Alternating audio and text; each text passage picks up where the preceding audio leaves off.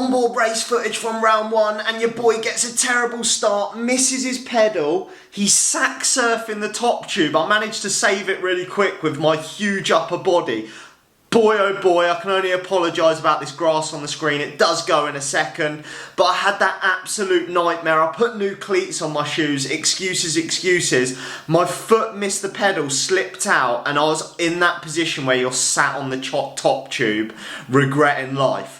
Now I did manage to get back up and get straight back on it, but I went from the front row, you can see I'm like 1, 2, I'm like 8th. It's not the end of the world with that start, but this was a full gas start, as per usual. These national rounds, I don't know if it's the testosterone, all the choppers swinging, but they're honestly a step up. When you go from regional to national racing, level racing, the starts are the bit that get me the most. And I must have been doing like 400 watts plus for the first couple of minutes or so, because it was just absolutely on it. I remember going up this little rise here and thinking, we haven't even hit the climb yet, and boy oh boy were my legs empty. This was not a good day on the bike for me, I'm not gonna lie.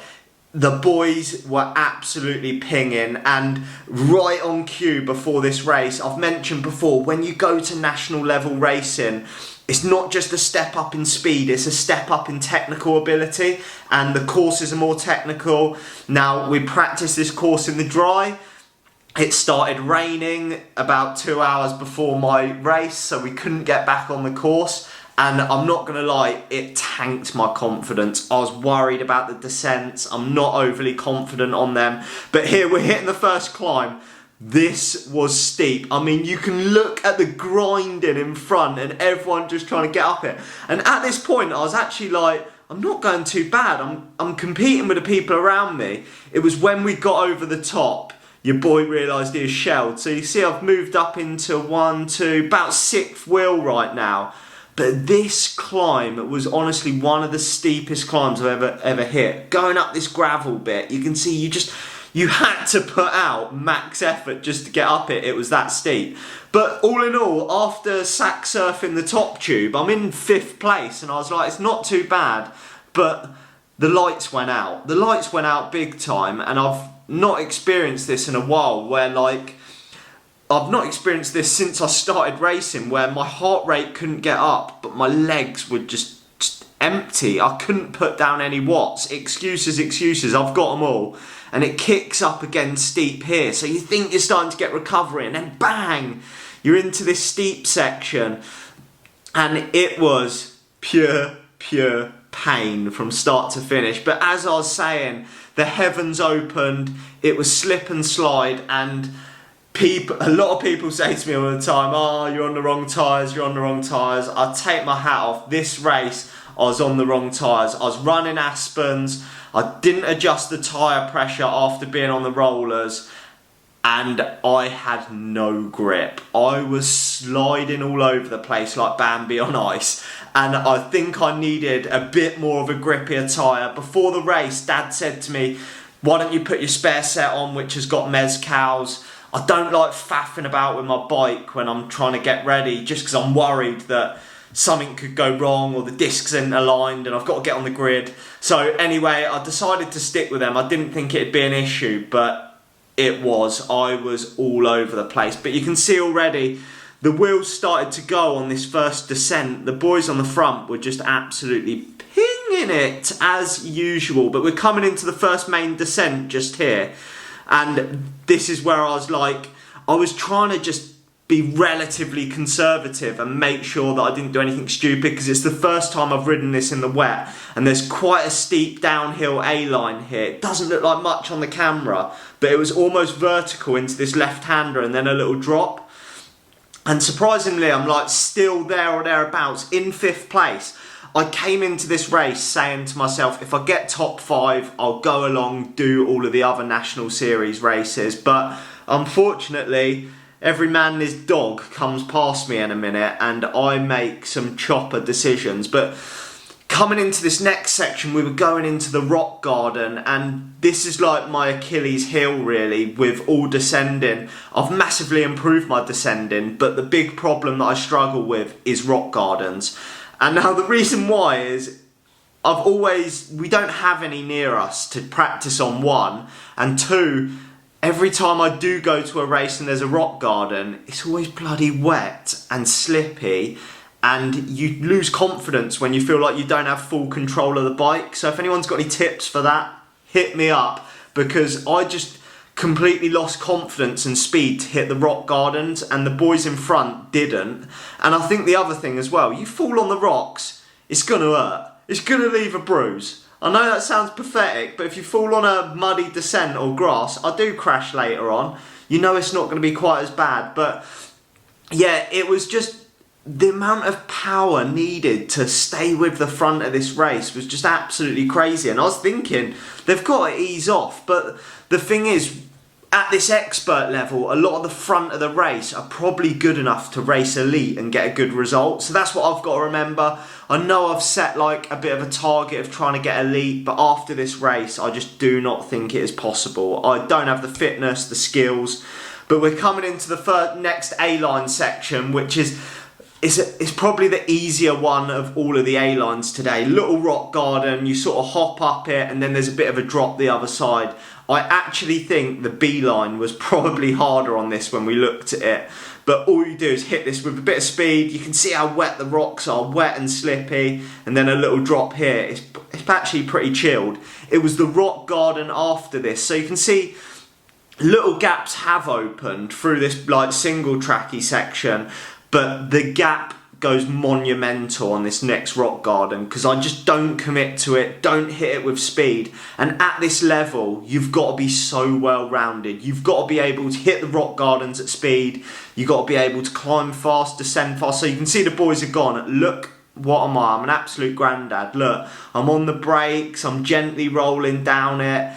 And that is where I lose too much time. And Dad said to me, he was like, you were only 6 seconds behind in the short track. How have you lost so much time on this course? Well, one, I was pedalling squares, and two, it just makes such a difference being able to descend at speed in any condition. Like, when I follow Ben round, he could put like 10, 20 seconds into me on a descent in the dry. That escalates in the wet because I just lose all confidence. But I'm still 5th place right now, and this is where it all goes wrong. So the Hope Rider comes past me, Will, and I think he actually wins the race. And I thought, just jump on his wheel, go with it. And he was shifting. This boy's got some horsepower.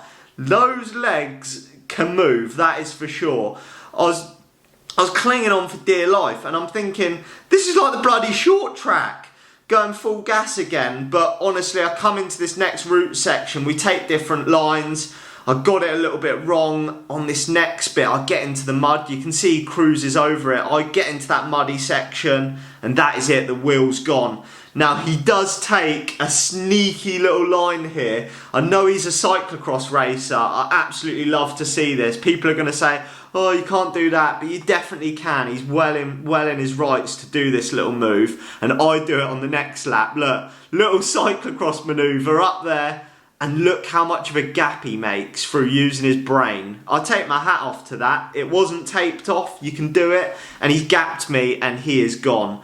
And from there, everyone started coming past me. There goes another rider. Then another rider goes past me, and I could not react to it. My legs could not put out the power required to go with them. And it was absolutely soul destroying, because I trained so hard coming up into this, and I was just, you know when you're just watching people go past and you're like, I can't do anything. Like, my average heart rate was like 20 beats lower than it should have been in like previous races I've done. But the climb, my legs were just cooked, and I couldn't put out the power required. I was trying my best, but once you get distanced as well, it gets in your head as well, and you can see the riders just slowly moving away, and then everything just compounded. I went into the next climb, and things just started getting worse. So I went into this climb, I was behind a junior back marker. I couldn't take the line I wanted to take. Then I'm off running, I lose another place. And then to top it all off, the same reason why I didn't get clipped in at the start, when I got mud in my cleat, new cleats on, excuses, I then couldn't get clipped back in. So I jump on my bike here, and I could not for the life of me clip in. I was trying to pedal, I was whacking my foot, and in the end I think I rode up here just like 1 foot clipped in.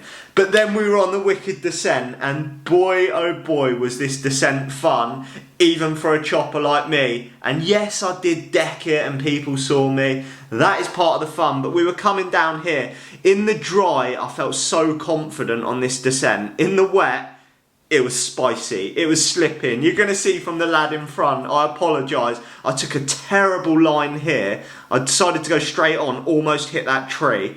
And they're the mistakes you can't afford to make. Look, that's a gap opened up, another match burnt. We come into there, matey's front wheel leaves the chat. You can't park there, son. I've got to leave that in. That's the entertaining bits, but fear not, Georgie boy decked it on lap 2 down there, and did I get some stick from the people watching. I hope you got that on camera. But then I lost another place, and this lad in front now actually goes on to get second, I think, in the race. So absolutely take my hat off to him. I was going with it at first, but then the wheels just totally fell off. It was absolutely Ian Beale, I've got nothing. And that was the story of the race. Then I'd get dropped on the descent, and I was slipping and sliding. I mean, look at this guy over on the left. What's he doing over there? Pure carnage. You got one little descent wrong round here and you're off. Matey that decked it in front of me got back past me, and I thought, I'm going to do the cyclocross manoeuvre on him this time. I'd done the cheeky dismount, run up this line like a chopper. Hate on it all you want, it's not taped off, but I jumped back on. I couldn't get clipped in. All of that, look, I'm doing nothing. Everyone starts going past me. For the life of me, do not put new cleats on and not loosen your pedal. Absolute chopper move. I spent about 2 or 3 minutes trying to get clipped in. In the end, I just start riding with my foot hovered on it. I lose another place, and it just compounded the whole race. I think I'd dropped back to about 12th place now, but I was just saying to myself, God, Georgie boy, don't give up. And then I deck it. To top it off, down here, you can't park there. Luckily, I'm going that slow down the descents. It was a pathetic crash. And then another rider comes past me, Thomas from Magspeed. I'm thinking, go with it, and I just couldn't. And then, everything was going wrong, and the elite boys lapped me. Look at the power they put down. It's phenomenal, the speed they go. What does Georgie boy do for the vlog? He burns his only match he's got left to try and go with them, doesn't he? You got to get the content. Honestly, I saw him come past and I thought, you know what, I'm just going to jump on that train. This was the worst decision I ever made, because I burnt my only match and still had another lap. But when the wheels have fallen off and you're just trying to get to the end, you've got to keep it exciting, keep it fun. So I thought I'd jump on their wheel, and it is honestly, it's phenomenal the speed they go at. And just here we had a little bit of a puncture, so I did make up a place, lovely. And watch the speed they go at down this descent. They just absolutely open it up and dispatch me. There's no way I can shift this fast. I take my hat off to them. So Thomas Main and Corin are absolutely flying down this descent. And that was it. That was all I could stay with them for. I mean, the course was absolutely wicked. Maybe one day I'll head back there, give it another crack, look much better line this time. But my legs didn't have it on the climbs, and after these boys dropped me, it was just pure survival to get to the end. I was just like, keep chipping away, keep it safe. I managed to come home with another 11th place. I got 11th in the short track, 11th in the XCO. I was a little bit disappointed because I wanted to be trying to break into the top 10 this year, but I didn't have it on the day, unfortunately. No biscuits, no beans. But 11th place. I hope you enjoyed this little onboard footage race video, and I'll catch you in the next one, hopefully with some better legs.